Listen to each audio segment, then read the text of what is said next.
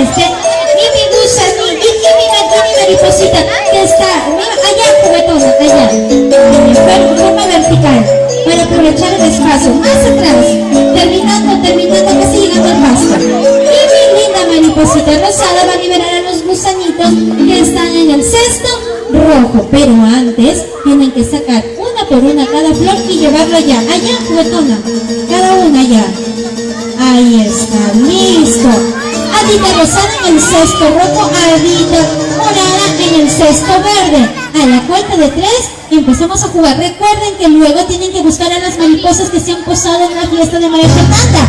Chicos, síguense ustedes, todos ayúdenme a decirle que se sienten mis amigos para ver cómo las maripositas van volando con sus alitas y dejan las flores a la cuenta de 3.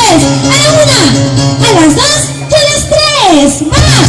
Solo sienten ellos, vengan, tienen ayudas, ustedes le van a ayudar. María Fernanda, siéntense, le vamos a pasar a la mariposa. Siéntense aquí, vengan. Esperen, siéntense aquí. A la mariposa, ven a la mariposita. Eso, ¡a la mariposita! Acá pónganlo acá. Aquí, amigos, aquí. Eso.